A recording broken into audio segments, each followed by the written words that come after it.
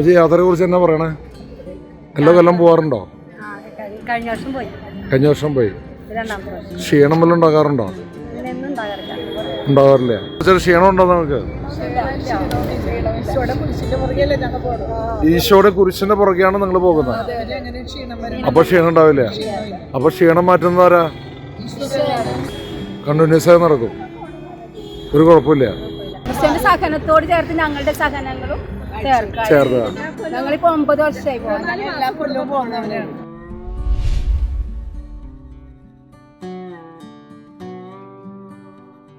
ഈശോയിൽ സ്നേഹമുള്ളവരെ, വലിയ നോമ്പിൻ്റെ ഈശോയുടെ പീഡാസഹന കുരിശുമരണ ഉത്ഥാന രഹസ്യങ്ങളുടെ മഹാ അത്ഭുതങ്ങളുടെ ആഘോഷങ്ങളുടെ ഈ തീർത്ഥാടന വഴിയിൽ ചിറ്റൂർ ധ്യാന കേന്ദ്രത്തിൽ നിന്ന് പരിത്യാഗ കാൽനട തീർത്ഥാടനം ഞങ്ങൾ ചിറ്റൂരിൽ നിന്ന് ആരംഭിച്ച് മലയാറ്റൂർ അന്തർദേശീയ തീർത്ഥാടന കേന്ദ്രത്തിലേക്ക് നടത്തുകയാണ്. ഈശോയുടെ പരിത്യാഗങ്ങളുടെയും പീഡാസഹനത്തിൻ്റെയും കുരിശുമരണത്തിൻ്റെയും ഓർമ്മകളും ആ വലിയ പരിത്രാണ കർമ്മങ്ങളുടെ അനുഗ്രഹവും സ്വന്തം ജീവിതത്തിലും ഓരോ വ്യക്തികളും ഒരു 10,000 മക്കളുടെ നിയോഗങ്ങളും ചേർത്ത് വെച്ചാണ് ഞങ്ങളുടെ ഈ കാൽനട തീർത്ഥാടനം നടത്തുന്നത്. പാദങ്ങൾ കൊണ്ടുള്ള തീർത്ഥാടനമാണ് കാൽനട തീർത്ഥാടനം. അങ്ങനെയാണ് യുവജന മതബോധന ഗ്രന്ഥം പഠിപ്പിക്കുന്നത്.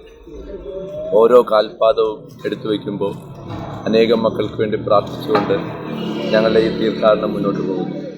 ഈശോയുടെ പരിത്യാഗ പീഡാനുഭവ ഉത്ഥാന രഹസ്യങ്ങൾ എല്ലാവരെയും സ്നേഹത്തിലേക്കും അനുഗ്രഹത്തിലേക്കും നന്മയിലേക്കും നയിക്കട്ടെ എന്ന് പ്രാർത്ഥിക്കുന്നു.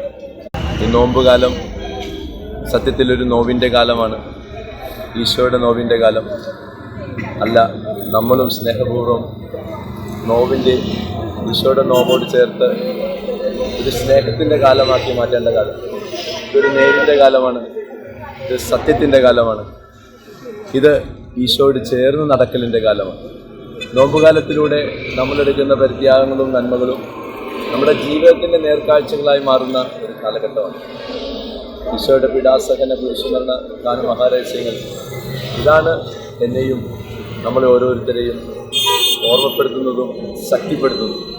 എല്ലാവർക്കും ഒരു സ്നേഹത്തിൻ്റെയും സത്യത്തിൻ്റെയും ഈശോയുടെ വഴിയെ നടക്കുന്ന കാലഘട്ടമായി മാറട്ടെ, ജീവിതബന്ധിയായി മാറട്ടെ.